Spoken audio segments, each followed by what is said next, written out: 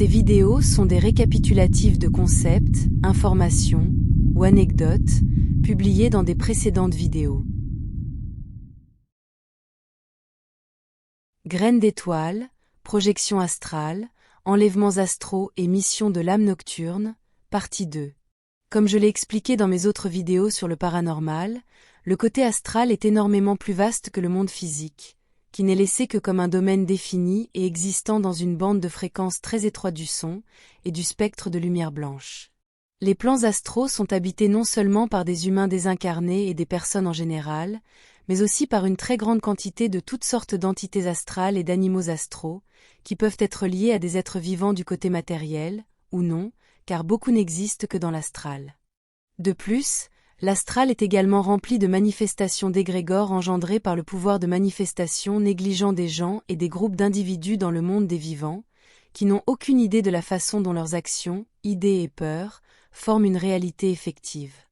Et ces égrégores reviennent généralement se nourrir de leurs créateurs, rendant leur vie très difficile dans le processus. Beaucoup de ces entités qui habitent les plans astraux peuvent être considérées et classées comme des monstres et des démons, définissant un monstre comme une entité qui est très laide pour la perception humaine, et qui fait tout ce qu'elle peut pour tirer parti, ou se nourrir de la peur des âmes qui les rencontrent, en définissant un démon comme une entité super narcissique, qui n'a aucune empathie et qui fera tout ce qui est nécessaire pour satisfaire ses désirs et besoins.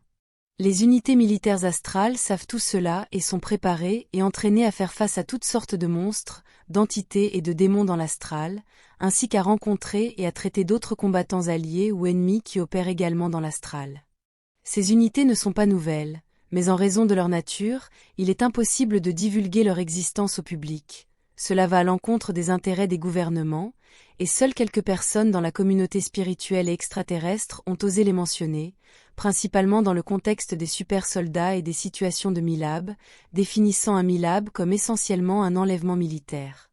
Les individus dans l'armée s'entraînent pour ces unités et sont assermentés au secret car elles sont top secrètes. Et c'est là que se déroulent beaucoup des guerres modernes, dans les plans astraux, et principalement dans l'astral inférieur, et c'est la base du concept ancien de la lutte entre le bien et le mal, entre les anges et les démons.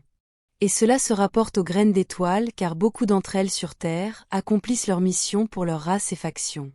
La Fédération Galactique impose la directive première à tous les peuples et races qui ont un lien avec la Terre et comme il est indiqué là-bas, aucune intervention directe n'est permise, donc toute l'assistance que les races stellaires fournissent à leurs graines d'étoiles doit se faire de manière discrète, ou seulement comme inspiration.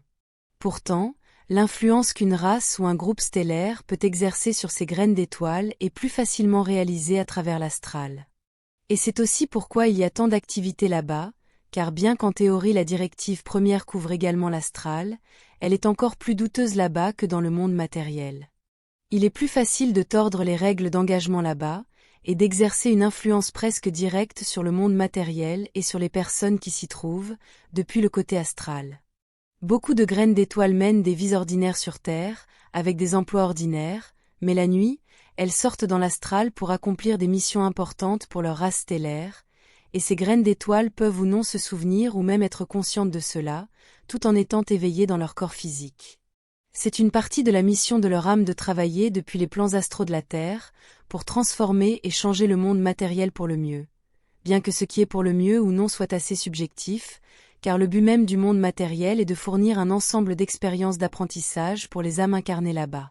Ainsi, une grande partie des difficultés et des problèmes sur Terre sont là pour une raison qui, bien que négative du point de vue de quelqu'un vivant en tant qu'humain sur Terre, ne l'est pas depuis des plans d'existence supérieurs, et cela engendre beaucoup de controverses éthiques parmi tout le monde, race stellaire et humains compris.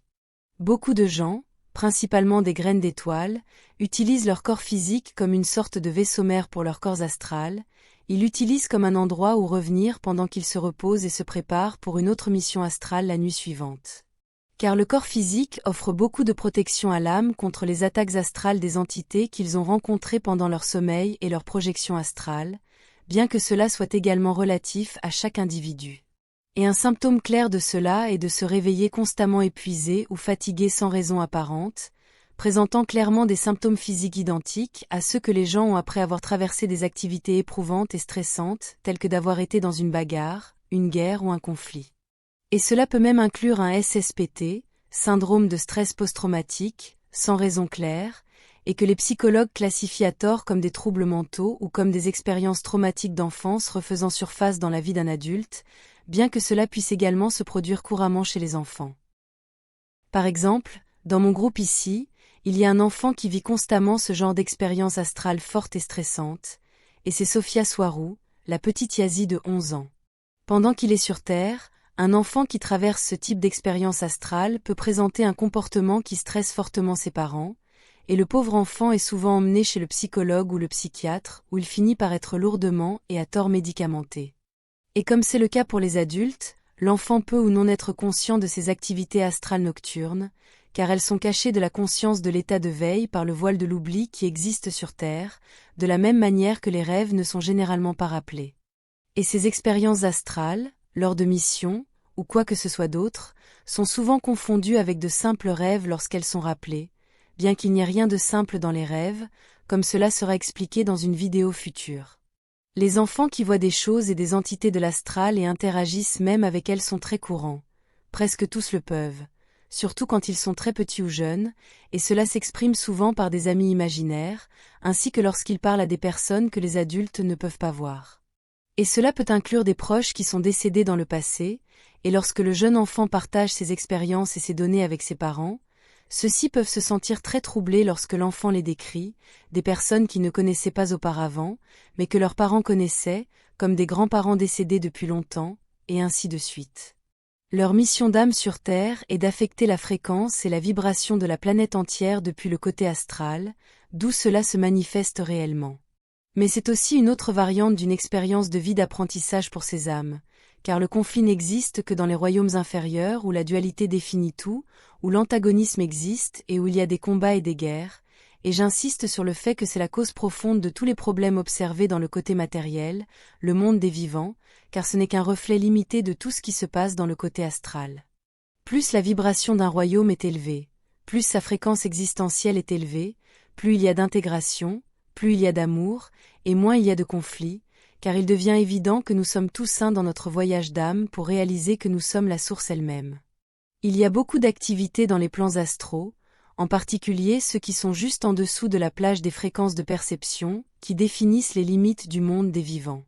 Les forces des races positives envoient leurs unités d'élite là-bas pour affecter et changer les lignes temporelles positives et les résultats qui se reflèteront dans le monde des vivants, protégeant ouvertement le côté matériel de la prise de contrôle par les démons et les entités qui sont principalement des créations d'égrégores des gens dans le monde des vivants, mais pas seulement.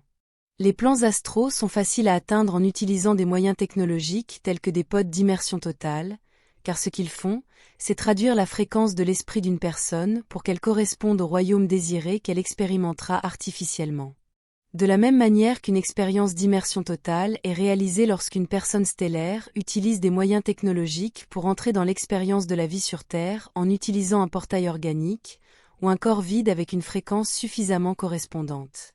Ils entrent dans un pod spécial, puis un sommeil profond est induit avec des fréquences, leur conscience est ensuite détournée vers la fréquence exacte du corps à travers lequel elle fonctionnera tout en vivant sur Terre, et avec cela, l'individu peut fonctionner à travers ce nouveau corps, tout comme on le voit dans le film Avatar. Il y a encore beaucoup plus à dire sur ce sujet, et je continuerai dans une vidéo future proche, mais la chose la plus importante à retenir de ces 3 dernières vidéos sur ce sujet est que les plans astraux existent et qu'ils n'affectent pas seulement le monde matériel, ou le monde des vivants, cet ensemble de mondes est manifesté à travers l'astral, par les âmes qui perçoivent également avoir un corps biologique matériel. Personne n'est impuissant, et plus une personne en sait sur l'astral et tout ce qui s'y passe, plus elle aura de contrôle et de compréhension sur les événements et les choses qui se passent dans sa vie et ailleurs dans le monde. Pratiquement tous les phénomènes concernant le paranormal, y compris les fantômes, les apparitions, les hantises, ainsi que les possessions démoniaques, etc., peuvent être facilement compris lorsque vous réalisez que ce sont toutes des choses qui filtrent dans le monde matériel depuis l'astral, en particulier depuis les plans astraux inférieurs. Et tous les mondes matériels ont des plans astraux d'où ils sont manifestés, pas seulement la Terre.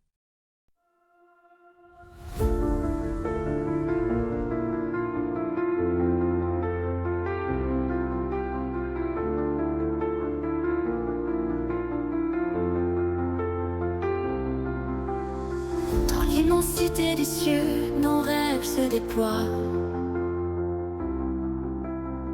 Une étoile guide nos vœux vers un monde de joie. Chaque lumière dans la nuit raconte une histoire, un voyage infini aux confins de l'espoir. Nous sommes des voyageurs sous un ciel infini, portés par des ailes d'astres, un rêve ébloui. Nos cœurs battent à l'unisson dans la danse des étoiles. Un amour sidéral nous emporte vers l'idéal.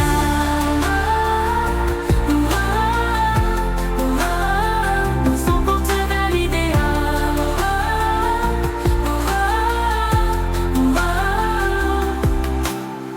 Dans le silence cosmique, nous trouvons notre voix. Chaque note symphonique résonne avec émoi. Un souffle de l'univers emplit nos âmes.